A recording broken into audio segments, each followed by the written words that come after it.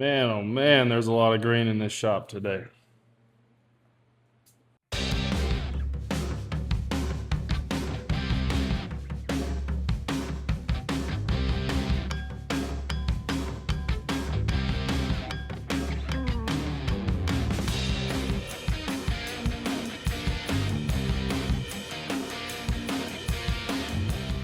All right, so today we're back on the 140. Got a couple things I want to finish up on this today, and then I've got a project in the back that we are going to be jumping on.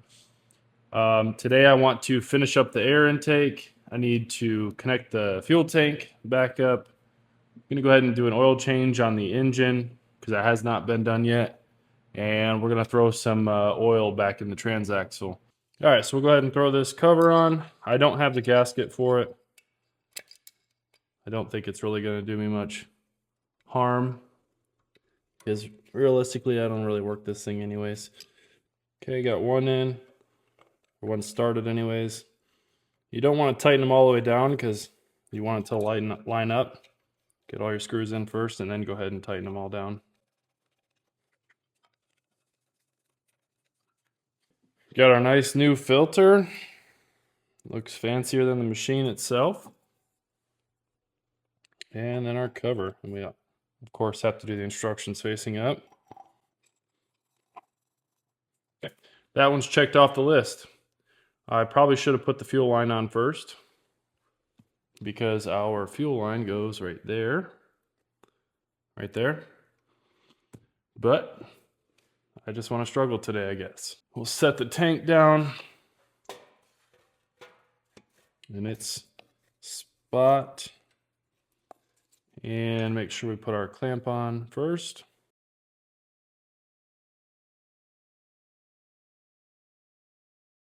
All right, there we go. We got it pushed on first. I still have the fuel line clamped, so we're not leaking it everywhere. Now we'll go ahead and release our clamp. Let the fuel start flowing. Looks pretty good there. So I only have one clamp on there right now because this is going to come off again. But we'll just slide this clamp over just to hold it in place for now. All right, so now that I got my pan ready, my wrench ready, got gloves this time, and my Handy Chaps, let's jump underneath this thing and get the oil drained out of it.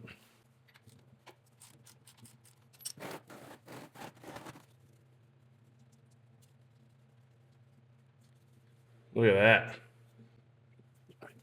All right, so I have any rags handy. That's all right. That's why we got Handy Chaps. So we're watching this thing drain out, and there wasn't much oil in that. Not much at all. So what we'll do, let this drain for a little bit, and then we'll pull that pan out and test out. Make sure there's no metal flake in there or any shiny material. All right, so looking in here, I don't see anything too crazy, nothing alarming.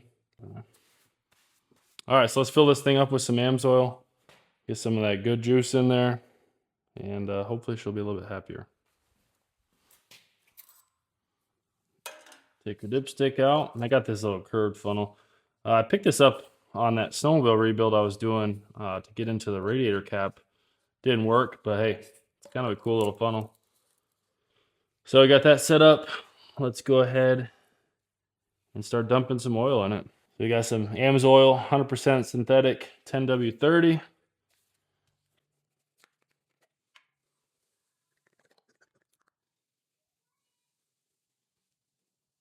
I don't know how much oil this thing takes. I forgot what the 110 took. I got I don't know, about a half quart here. Just dump that in too. Let it sit for a minute and then we'll come back and take a peek. See where it's at. Can't imagine this thing takes too much. Okay.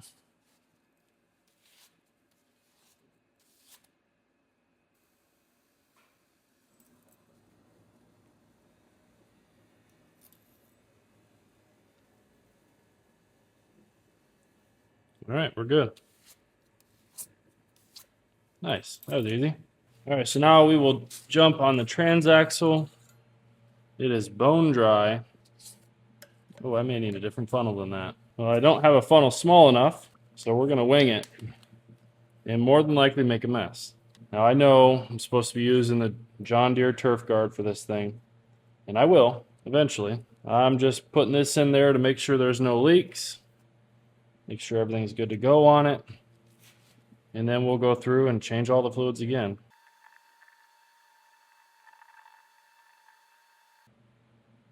It was a matter of time. Okay, we'll let that set for a minute.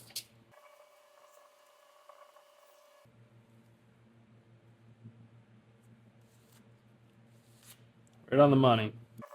Okay, so we got our oil changed, we got our transaxle filled, fuel line hooked up. I'm done with messy stuff. Go ahead and take the Handy Chaps off. Now, what I want to do is I got a light switch that is similar to factory. It's not the same thing. I know you guys are going to freak out because I don't have OEM parts, whatever. But I need to hook up my wire to that because I put a spade connector on that, or a blade connector, whatever you want to call it.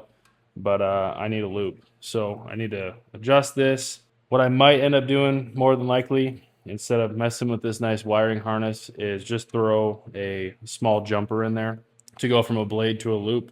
So let's get on that. So just because I'm being lazy, we will do a small jumper to go from a blade connector to a loop. Make sure our chafe wrap is the same length, snip it there. From here I'll strip one end. Get that all wound up nice.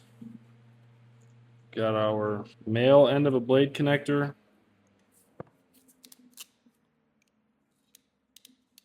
Go ahead and crimp that down. Give it the tug test, make sure it's good. All right, cool. That side's done. All right, so now we're at this point. We got our male end of the connector on. Go ahead and start threading it in through our chafe wrap. I'll do it from this side because it's frayed out a little bit already. So now we'll take our shrink wrap and go over all of the little strands all the way down to this end. Get over that connector just a touch, and we'll heat it up. All right, so that side's done. I just need to trim up some of those little strands, but I'll do that later. From here, go ahead and take our other piece of shrink wrap. Don't forget this. I don't know how many times I've forgotten this and had to take it all apart. Move our chafe wrap down the line. Strip our wire. Give it a good twist. Got all of our loop connectors. Strip that back just a little too far.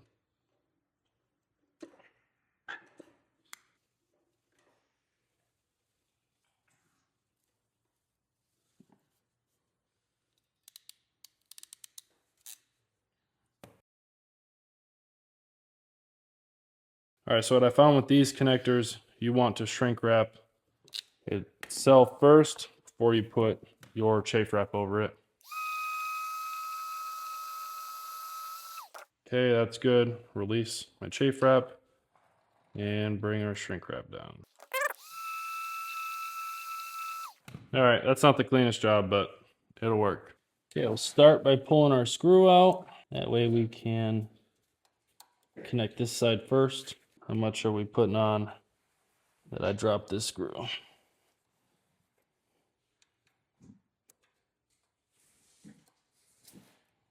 Yeah, if you bet against me, you were wrong.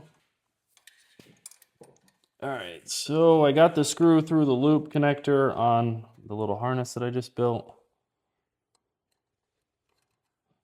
And very carefully, money. All there is left to do is plug them together.